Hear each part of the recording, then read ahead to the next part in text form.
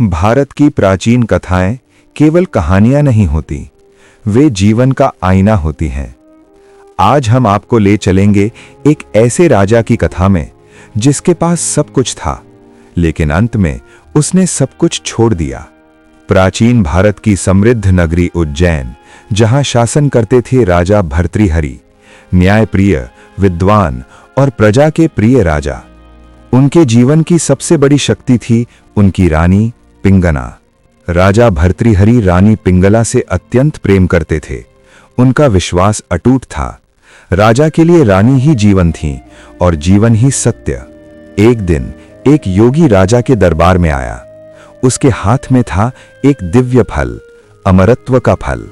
योगी बोला, राजन, ये फल जिसे मिलेगा उसे दीर्घायु और आरोग्य प्राप्त होगा। राजा ने उस फल को स्वयं नहीं खाया। उन्होंने बिना सोचे समझे वो फल अपनी रानी को सौंप दिया, क्योंकि राजा के लिए उनकी रानी से बढ़कर कुछ भी नहीं था। लेकिन इस प्रेम की कहानी में एक सत्य छुपा हुआ था। रानी पिंगला का हृदय राजा से कहीं और जुड़ा था, और उसी क्षण उस अमर फल का मार्ग बदल गया। फल एक से दूसरे हाथ गया, फिर तीसरे, फिर चौथे, फिर अंततः वो फल वापस पहुंचा राजा भर्तृहरि के पास।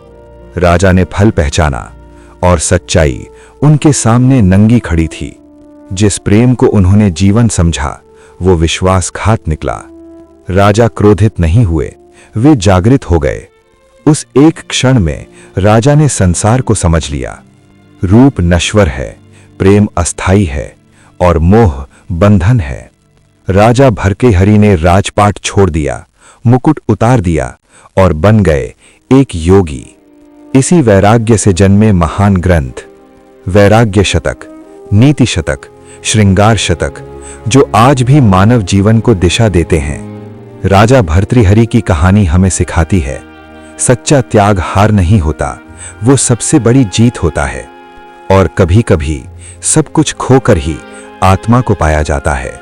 तो ये थी राजा भर्तृहरि और रानी पिंगला की जीवन की वास्तविक घटनाओं से प्रेरित एक ऐसी कथा जो हमें ये सिखाती है कि जब संसार का सत्य हमारे सामने आता है, तभी वैराग्य का जन्म होता है और वहीं से आत्मा की वास्तविक यात्रा आरंभ होती है।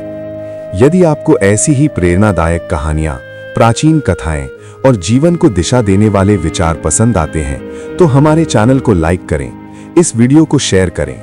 धन्यवाद।